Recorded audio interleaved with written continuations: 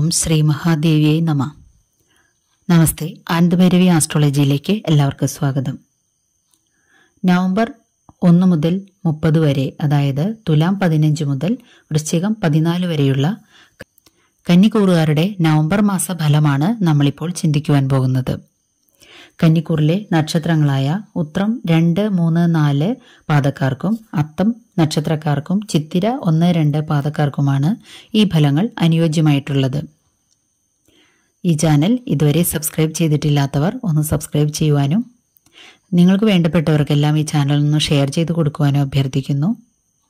അരികിലുള്ള bell button അമർത്തി അതിൽ ഓളെന്ന് കൊടുത്താൽ ഇനി വരുന്ന എല്ലാ വീഡിയോകളും തത്സമയം തന്നെ നിങ്ങൾക്ക് നോട്ടിഫിക്കേഷനായിട്ട് ലഭിക്കുന്നതാണ്.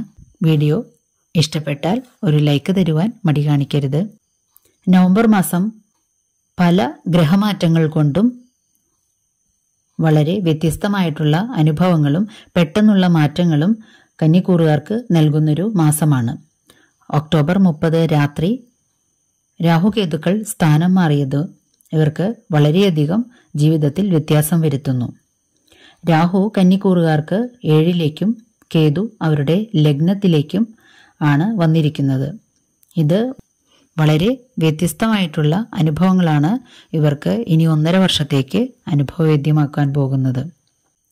അതുകൂടാതെ നവംബർ 3 തീയതി ശുക്രൻ കന്നിരാശിയിലേക്ക് പ്രവേശിക്കുകയാണ്. അതും ഇവരുടെ ജീവിതത്തിന് ഒരു മാസക്കാലത്തേക്ക് വ്യത്യസ്തമായിട്ടുള്ള ഫലങ്ങളെ കൊടുക്കുന്നതാണ്. ലഗ്നത്തിലേക്ക് വന്നിട്ടുള്ള കേതു ഇവർക്ക് പൊതുവിൽ ജീവിതത്തിന് ഒരു ചടുലത നൽകുന്നതാണ്. മറ്റുള്ളവരുമായിട്ട് ഒരു കലഹ സ്വഭാവം പൊതുവിൽ ഇവർ വർത്തിക്കാൻ സാധ്യതയുണ്ട്.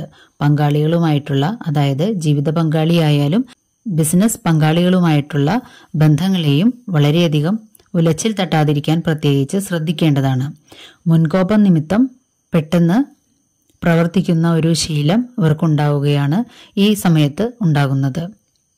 അതുപോലെ തന്നെ വിദേശ രാജ്യങ്ങളിലേക്ക് പോകുവാനായിട്ട് ആഗ്രഹിക്കുന്നവർക്ക് ഈ സമയത്ത് പോകുവാൻ സാധിക്കുന്നതാണ്. അത് പഠനത്തിനായാലും തൊഴിലിനു വേണ്ടിയായാലും മറ്റ് എന്തെങ്കിലും ബിസിനസ് സംബന്ധമായിട്ടുള്ള കാര്യങ്ങൾക്കോ വിനോദയാത്രകൾക്കോ ആയിട്ടും വിദേശത്തേക്ക് പോകുവാനായിട്ട് ഈ 1.5 വർഷക്കാലം ഇവർക്ക് അനുയോജ്യമായിട്ടുള്ള സമയമാണ്.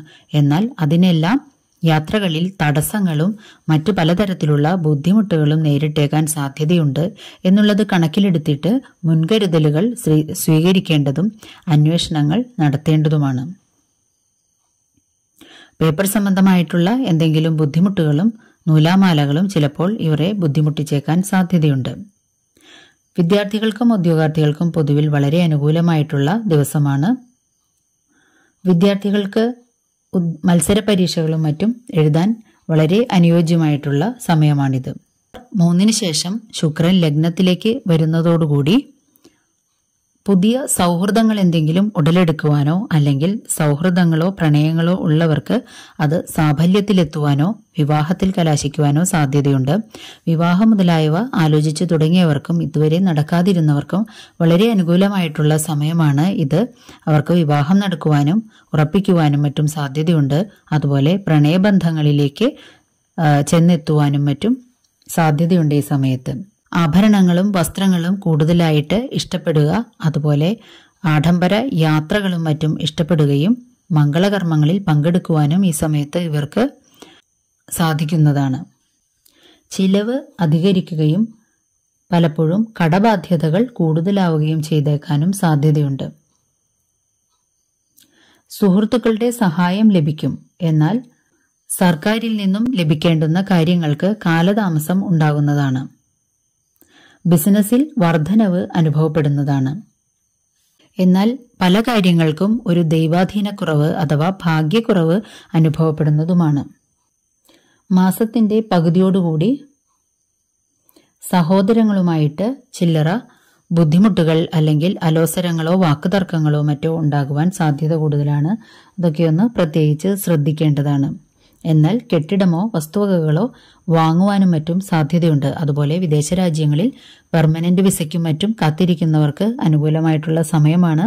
അവർക്ക് വീട് വാങ്ങാനും വിസ ലഭിക്കുവാനും മറ്റും സാധ്യതയുള്ളൊരു സമയം കൂടിയാണ്.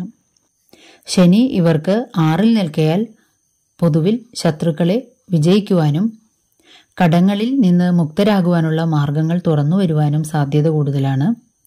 ദൈവാധീന കുറവുള്ളത് അനുകൂലമാക്കിയെടുത്താൽ തീർച്ചയായിട്ടും അടുത്ത കുറച്ച് നാൾക്കകം ഇവർക്ക് ഒരുപാട് മേന്മകൾ ഉണ്ടാകുന്നതുമാണ്.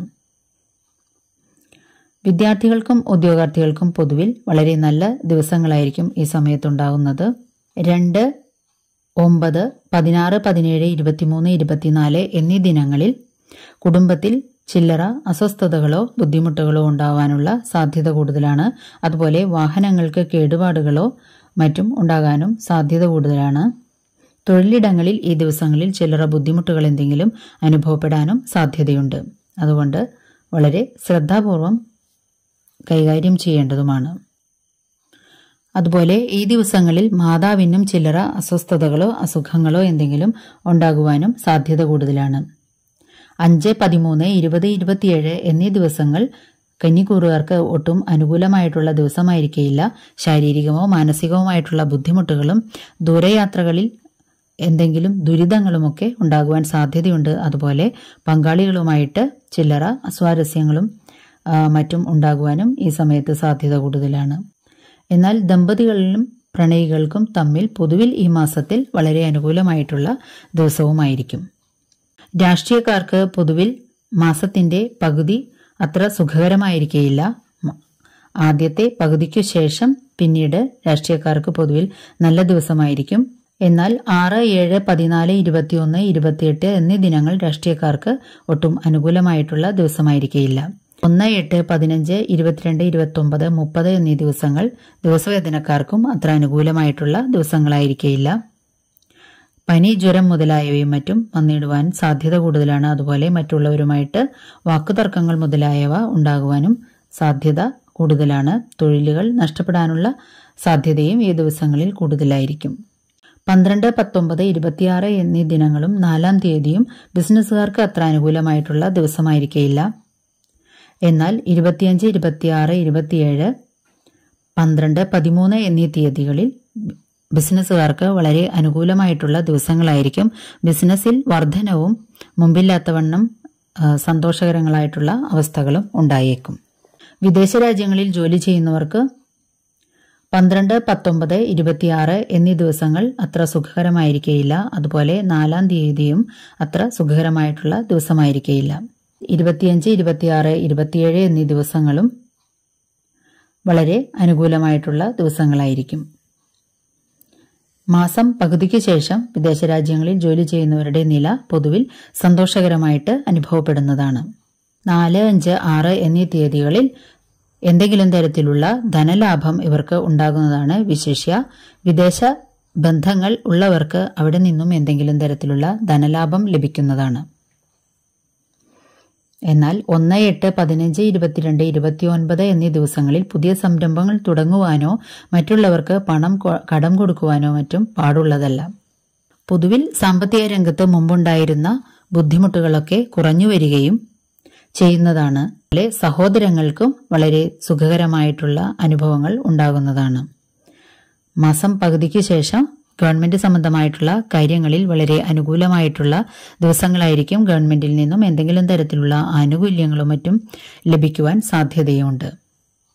3, 10, 11, 18, 25 എന്നീ ദിവസങ്ങളിൽ മാതാവിന് ചില്ലറ അസ്വസ്ഥതകൾ എന്തെങ്കിലും ഉണ്ടാകുവാൻ സാധ്യത കൂടുതലാണ്. അതൊന്ന് പ്രത്യേകിച്ച് ശ്രദ്ധിക്കേണ്ടതുമാണ്.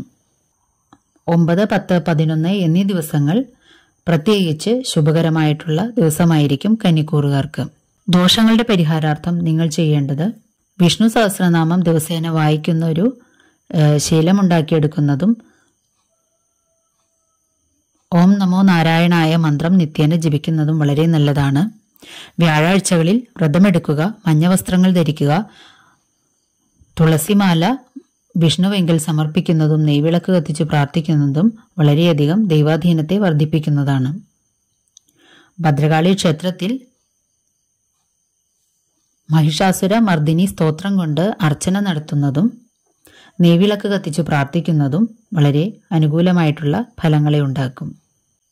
ശിവങ്കൽ, മൃത്യുഞ്ജയ പുഷ്പാഞ്ജലി, ധാര, പിൻവിളക്ക് മുതലായവ ഞായറാഴ്ച ദിവസങ്ങളിൽ നടത്തുന്നതും ഉത്തമമാണ്. ഇത്തരം കാര്യങ്ങൾ ചെയ്തുകൊണ്ട് ദോഷശാന്തി വരുത്തിക്കൊള്ളുക. ചാനൽ ഇഷ്ടമായാൽ ലൈക്ക് ചെയ്യുവാനും സബ്സ്ക്രൈബ് ചെയ്യുവാനും മറക്കരുത്. നന്ദി, നമസ്കാരം.